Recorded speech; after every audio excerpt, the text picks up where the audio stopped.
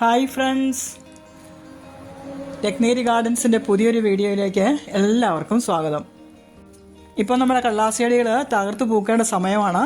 എന്നാൽ ഈ വർഷം മഴ കൂടുതലുണ്ടായിരുന്നുകൊണ്ടാവാം അവയൊക്കെ അധികം പൂക്കളില്ല, എന്നാൽ കുറച്ച് പൂക്കളുണ്ട്. ആ രീതിയിലാണ് നിൽക്കുന്നത്.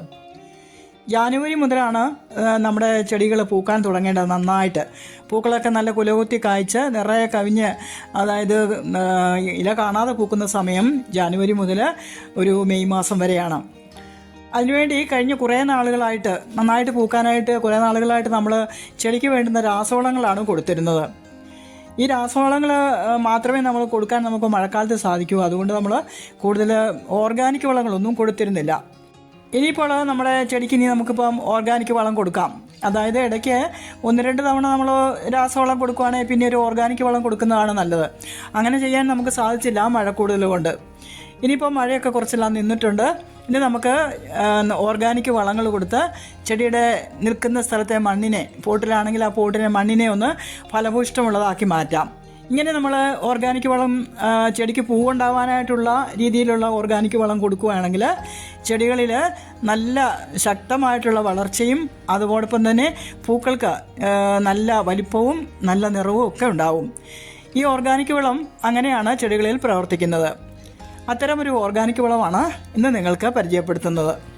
പൂക്കൾക്ക് ആയുസ് തരുന്ന ഈ വളം ഉണ്ടാക്കാനായിട്ട് നമുക്ക് വേണ്ടത് ഒരു 100 ഗ്രാം കപ്പലണ്ടി പിണ്ണാക്കാണ്. ഈ കപ്പലണ്ടി പിണ്ണാക്കെന്ന് പറയുന്നതിനെ കടൽ പിണ്ണാക്കെന്നും പറയാറുണ്ട്. പിന്നെ വേണ്ടത് ഉള്ളിത്തൊലിയാണ്. ഒരു പിടി ഉള്ളിത്തൊലി വേണം. ഉള്ളിത്തൊലി ഇല്ലെങ്കിൽ മോശമായ ഉള്ളി എടുത്താലും മതി. പിന്നെ വേണ്ടത് കഞ്ഞിവെള്ളമാണ്. 100 ഗ്രാമിന് ഒരു 5 ലിറ്റർ കഞ്ഞിവെള്ളത്തോളം വേണം. ചെടി കുറച്ചുള്ളവർക്ക് ഇതെല്ലാം കുറേശ്ശെ എടുത്താൽ മതി. ഇനി നമുക്ക് 1 ലിറ്റർ വെള്ളവും കൂടി ഇതിൻ്റെ ചേർത്തിട്ട് നല്ലൊരു കണ്ടെയ്നറിനകത്ത്, അതായത് എയർ ടൈറ്റായിട്ട് അടച്ചു വെക്കാൻ പറ്റുന്ന ഒരു പാത്രത്തിൽ ഇട്ട് ക്ലോക്ക് വൈസിൽ 1-2 പ്രാവശ്യം ഒന്ന് ഇളക്കി മൂടി വയ്ക്കണം. 3 ദിവസം കഴിയുമ്പോൾ നമുക്കിതെടുത്ത് നമ്മുടെ ചെടികൾക്ക് ഡൈല്യൂട്ട് ചെയ്ത് ഒഴിക്കാം. ഇവിടെ എനിക്ക് ചെടികൾ കൂടുതലുള്ളതുകൊണ്ട് ഞാൻ കുറച്ച് കൂടുതൽ അളവിലാണ് എടുത്തിരിക്കുന്നത്. ഇതിപ്പോൾ ഒരു 3 ദിവസമായ മിശ്രിതമാണ്. ഈ മിശ്രിതം നമ്മൾ എല്ലാ ദിവസവും ഇത് വെള്ളത്തിലിട്ട് കഴിഞ്ഞാൽ എല്ലാ ദിവസവും ഇതുപോലെ ക്ലോക്ക് വൈസിൽ ഇളക്കി കൊടുക്കണം. 2 നേരം ഇളക്കി കൊടുക്കണം. ഇതിനകത്ത് നല്ല എയറേഷൻ ഉണ്ടാകണം. അതിന് വേണ്ടിയിട്ടാണ്. എങ്കിലേ വെള്ളം നല്ലപോലെ സെറ്റ് ആവുകയുള്ളൂ. എന്നിട്ട് ഈ പാത്രം അടച്ചു വെക്കുകയും വേണം, അല്ലെങ്കിൽ കൊതുകൊക്കെ വന്ന് മുട്ടയിടും. ഇതിപ്പോൾ ഉപയോഗിക്കാൻ തയ്യാറായ 3 ദിവസം കഴിഞ്ഞുള്ള മിശ്രിതമാണ്. നമ്മൾ ഈ സെറ്റാക്കി വെച്ചിരിക്കുന്ന വളത്തിൽ നിന്ന് 1 കപ്പ് എടുക്കുക. ഏതെങ്കിലും നിങ്ങൾക്ക് ഇഷ്ടമുള്ള അളവ് പാത്രത്തിന് ഒരു പാത്രം എടുക്കുക. എന്നിട്ട് അതിൻ്റെ 5 ഇരട്ടി വെള്ളവും കൂടെ ചേർത്തിട്ട് ഡൈല്യൂട്ടാക്കി നമുക്ക് ചെടികൾക്ക് ഒഴിച്ചു കൊടുക്കാം. ചെടിയുടെ വലിപ്പം, പോട്ടിൻ്റെ വലിപ്പമൊക്കെ അനുസരിച്ചാണ് നമ്മൾ ഈ ചെടിക്ക് വളം കൊടുക്കേണ്ടത്. ചെടികൾ ചെറുതാണെങ്കിൽ കുറച്ച് വളം മതി. ഒരു 100 ml ഒഴിച്ചു കൊടുത്താൽ മതിയാവും. വലിയ ചെടിയും വലിയ പോട്ടും ഒക്കെ ആണെങ്കിൽ ആ പോട്ടിൽ കൂടുതൽ മണ്ണുണ്ടായിരിക്കും. നമുക്ക് ഒരു 1/2 കപ്പോളം വളം ഒഴിച്ചു കൊടുക്കാം. അപ്പോൾ നമുക്ക് ആ വളം അങ്ങ് വെളിയിലേക്ക് ഒഴിച്ചു പോവില്ല. ചെടിക്ക് ആവശ്യത്തിനുള്ള വളം കിട്ടുകയും ചെയ്യും. ചെടിക്ക് ആവശ്യമുള്ള എല്ലാ വളങ്ങളും നമ്മുടെ ഈ കൂട്ടുവളത്തിലുണ്ട്. അതായത് ചെടി വളരാനുള്ള നൈട്രജനും ചെടിക്ക് കരുത്ത് നൽകാനുള്ള, വേരുകൾക്ക് കരുത്ത് നൽകാനുള്ള ഫോസ്ഫറസും പിന്നെ പൂക്കൾ ഉണ്ടാകാനുള്ള പൊട്ടാസ്യവും ഇതിലടങ്ങിയിട്ടുണ്ട്. പിന്നെ നമ്മുടെ ചെടികൾക്ക് നല്ല കരുത്തും അതുപോലെ പൂക്കളുടെ വലിപ്പത്തിനും പൂക്കളുടെ ആയുസ്സിനും ഒക്കെ സഹായിക്കുന്ന എല്ലാ മൈക്രോ ന്യൂട്രിയൻസും ഈ കഞ്ഞിവെള്ളത്തിലും ഉള്ളിത്തൊലിയിലും ഒക്കെ അടങ്ങിയിട്ടുണ്ട്.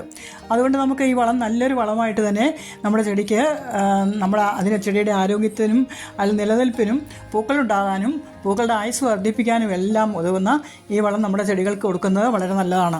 ചെടികൾക്ക് മാത്രമല്ല, നമ്മുടെ ഇലച്ചെടികൾക്ക്, പൂച്ചെടികൾക്കല്ലാതെ തന്നെ ഇലച്ചെടികൾക്കും ഇത് കൊടുക്കാം.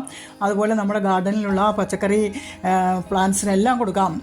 അങ്ങനെ കൊടുക്കുകയാണെങ്കിൽ പച്ചക്കറികളിലൊക്കെ വെണ്ട, വഴുതനയൊക്കെ നമ്മുടെ ഗാർഡനിലുണ്ടല്ലോ, അതിനൊക്കെ നല്ല പൂക്കളും നല്ല കായ്കളും ഉണ്ടാകും. അപ്പോൾ നമുക്ക് എല്ലാം വിശ്വസിച്ച് എല്ലാ തരം ചെടികൾക്കും കൊടുക്കാവുന്ന ഈ വളം നമ്മുടെ ബോഗൺവില്ലകൾക്ക് നമ്മൾ ഈ സമയത്ത് ഒഴിച്ചു കൊടുക്കുകയാണെങ്കിൽ അതിൽ വലിയ പൂക്കളും ആയുസ് തരുന്ന കളറുള്ള പൂക്കളും ഉണ്ടാവും. 30 ദിവസം നിൽക്കേണ്ട പൂക്കളെല്ലാം 40 ദിവസത്തോളം നിൽക്കും. റോസയ്ക്ക് ഇത് കൊടുക്കുകയാണെങ്കിൽ റോസയുടെ പൂക്കൾ 2-3 ദിവസം നിൽക്കേണ്ടതിന് പകരം 4-5 ദിവസങ്ങൾ നിൽക്കുന്ന തരത്തിലേക്ക് നല്ല പൂക്കളായി മാറും.